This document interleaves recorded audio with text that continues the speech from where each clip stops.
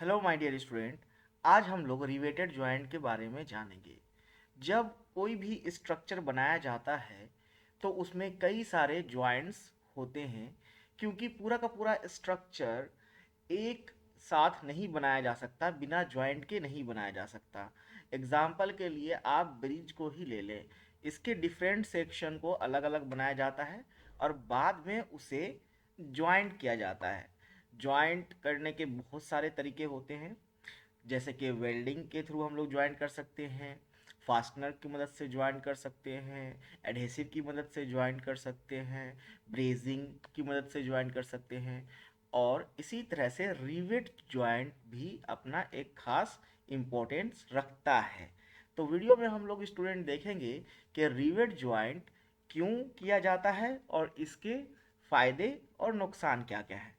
Okay, ये देखिए, ये बहुत सारे अलग अलग टाइप के रिवेट्स हैं जिनकी मदद से हम लोग दो सेक्शन को आपस में जोड़ने का काम करते हैं। ये सब अलग अलग शेप के हैं, अलग अलग साइज के हैं, और सबसे इम्पोर्टेंट अलग अलग मटेरियल के बनाए गए होते हैं। जैसा कि स्टूडेंट हम लोग जानते हैं कि वेल्डिंग प्रोसेस जो है वो दो मेटल में परमानेंट ज्वाइंट करने का काम करती हैं। वही नट और बोल्ट की मदद से हम लोग टेम्प्रोरी ज्वाइंट करते हैं, दो सेक्शंस को टेम्प्रोरी तरीके से जोड़ते हैं। लेकिन वेल्डिंग में एक दिक्कत है स्टूडेंट, अगर हम लोग उस वेल्डिंग को पानी के अंदर करें तो ये वेल्डिंग प्रोसेस हो नहीं सकता। साथ ही साथ अगर दो अलग अलग मेटल है जिसे हम लोगों को ज्वाइंट करना है, तो उस टाइम भी वेल्डिंग प्रोसेस फेल हो जाएगा, क्योंकि वेल्डिंग प्रोसेस में फ्यूज़न ऑफ मेटल्स होता है।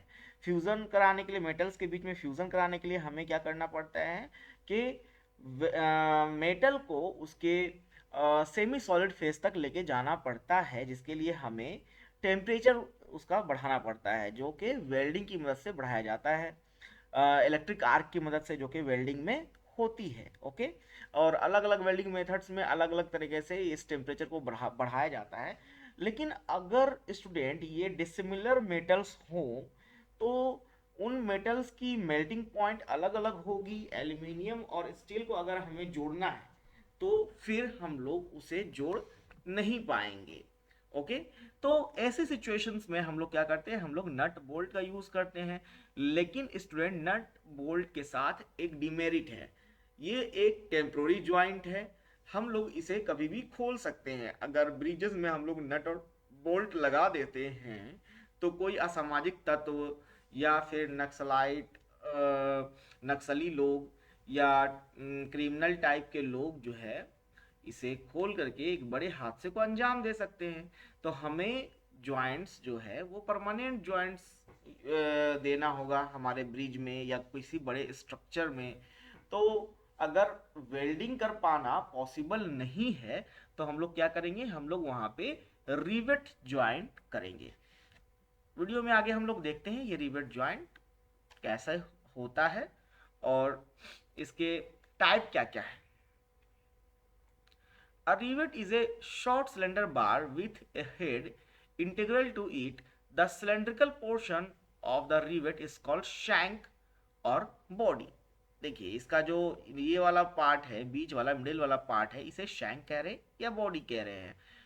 And lower portion of shank is known as tail. इसके लोअर पोर्शन को टेल कहते हैं। The rivet are use to make permanent fastening between the plates such as in structure work, ship building, bridges, tank and boiler shell। जहाँ पे भी sheet metal working होती है, जैसे कि शिप्स को जब बनाया जाता है, पानी की जो बड़ी बड़ी जहाज़ें होती हैं, ब्रिजेस को बनाया जाता है, बड़े बड़े टैंक्स को बनाया, वाटर टैंक्स को बनाया जाता है, या फिर बॉयलर के शेल को जिसमें कि पानी भरा होता है, ये सारे ही शीट मेटल वर्किंग मेथड से बनते हैं। और इसमें हम लोग ज्वाइंट्स के लिए रिवेट का यूज करते हैं। Okay, the riveted joints are widely used for joining light metals. Light metals में क्यों किया जाता है सबसे ज़्यादा यूज, क्योंकि लाइट मेटल्स में जब हम लोग वेल्डिंग प्रोसेस परफॉर्म करेंगे तो लाइट मेटल्स हमारा पिघल जाएगा। ओके, और ज्वाइनिंग प्रोसेस हमारी हो नहीं पाएगी, इसीलिए हम लोग रिवेट का वहां पे यूज ज्यादा करते हैं। Classification of fastener, permanent fastening, temporary और detachable fastening. The permanent fastening are those fastening which cannot be disassembled without destroying the connecting component. The example of permanent fastening in order of strength are soldering, bracing, welding and riveted, है ना। तो riveted joint एक तरह का permanent fastening method है, okay।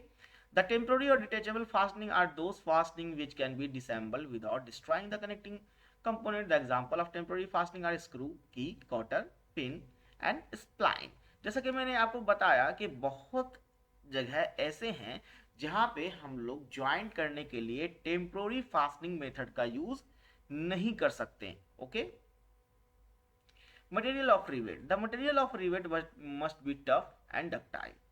Ductile किस लिए, क्योंकि ये जो रिवेटिंग का प्रोसेस है इसके लिए सबसे ज़्यादा ज़रूरी है कि हमारा जो रिवेट मटेरियल है वो डक्टाइल हो, क्योंकि इसे जब होल में हम लोग डालते हैं, जो दो सेक्शन को जब ज्वाइन करना होता है तो उन दोनों के बीच में होल बनाई जाती है, उसके ऊपर एक दूसरे के ऊपर से रखा जाता है, जिस तरह से लैप ज्वाइंट किया जाता है, उसके बीच में ये रिवेट को डाल करके और हैमरिंग की जाती है, जिससे कि डक्टाइल होने के कारण ये फैल जाता है। इसका जो ऊपर वाला हेड होता है और नीचे वाला टेल होता है, ये दोनों ही फैल जाता है और ज्वाइंट को सील करने का काम कर देता है, okay. They are usually made of steel, low carbon steel और निकल स्टील, जो कि डक्टाइल होते हैं, ब्रास, एल्यूमिनियम और copper. When strength and fluid tight joint is main consideration then the steel rivet are used. जब हमें ज़्यादा strength चाहिए तो हम लोग स्टील रिवेट्स का यूज़ करते हैं, जैसे कि ब्रिजेस वगैरह में या शिप में। ये देखिए, ये अलग अलग तरह के हेड हैं। देखिए ये पे स्नैप हेड है, पैन हेड है, मशरूम हेड है, counter शंक, flat counter शंक, flat counter शंक, ground counter and flat head, है ना। ये अलग अलग तरह के रिवेट के शेप हैं। देखिए यहाँ पे दो तरह के ज्वाइंट्स हमें देखने को मिल रहे हैं, पहला लैप ज्वाइंट, दूसरा बट ज्वाइंट। इस तरह की lap joint and butt joint की हम लोग वेल्डिंग में भी इन ये दोनों टाइप के हम लोगों को ज्वाइंट देखने को मिलते हैं। A lap joint is that in which one plate overlap the other and butt joint is that in which the main plates are kept in alignment, butting each other, and a cover plate is placed either on one side or on both side of the main plate। देखिए यहाँ पे ये main plate जो है ये middle में है और इसके दोनों तरफ से दो ऑटर प्लेट्स लगाए गए हैं, और हम लोग इसे देखिए ये जो मेन प्लेट्स है ये एक लाइन में ही है। वही बात यहाँ पे बताई जा रही है कि अलाइनमेंट जो है मेन प्लेट का होगा, और ऊपर से दो कवर प्लेट्स लगा करके हम लोग रिवेटिंग प्रोसेस अगर परफॉर्म करते हैं तो इसे हम लोग बट ज्वाइंट कहते हैं, ओके। ये देखिए ये कुछ इमेजेस हैं जिसकी मदद से हम लोग देख पा रहे हैं कि किस तरह से रिवेट की मदद से ब्रिजेस में ज्वाइंट्स किए गए हैं, अलग अलग सेक्शंस को जोड़ा गया है। ये कुछ और इमेजेस हैं जिसमें कि हम लोग देख पा रहे हैं कि किस तरह से रिवेट का यूज ब्रिजेस के कंस्ट्रक्शन में हुआ है, ओके। तो मुझे लगता है स्टूडेंट्स आप रिवेट ज्वाइंट और रिवेट को बहुत अच्छी तरीके से समझ गए होंगे।